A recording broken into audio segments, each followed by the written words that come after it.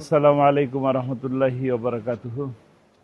এটা পবিত্র ভূমি সারসিনা, সারসিনার দরবার, সারসিনার মাদ্রাসা। এখানে এখানেই আল্লামা দেলোয়ার হোসেন সাইদি রহমতুল্লাহ আলাইহি পড়ালেখা করেছেন।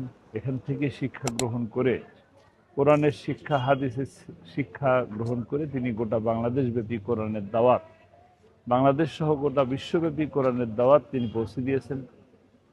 আলহামদুলিল্লাহ, আল্লাহ তাআলা তার এই খেদমতকে কবুল করুন।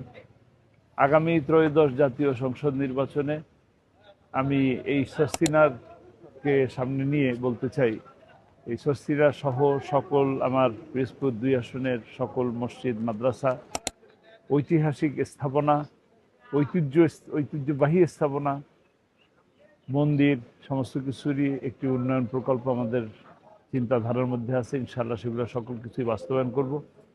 এবং এই শর্ষিনাকে কেন্দ্র করে, এই শর্ষিনাকে প্রবেশ পথে নদী আছে, নদীর ভাঙনও আছে। আমরা এই রাস্তাকে প্রশস্ত করা এবং নদী ভাঙন রোধে একটি ব্যবস্থা গ্রহণ করার পরিকল্পনা আমাদের আছে। আমরা ইনশাআল্লাহ আগামী জাতীয় সংসদ নির্বাচনে দ্বীনি শিক্ষাকে মানুষের দ্বারে দ্বারে পৌঁছে দেওয়ার জন্য আমাদের পরিকল্পনা থাকবে।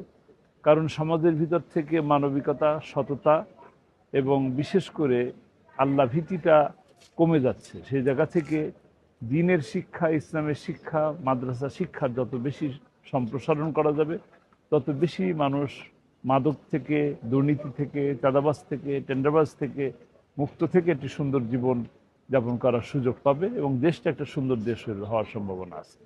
সকলকে ধন্যবাদ। আসসালামু আলাইকুম রহমতুল্লাহ।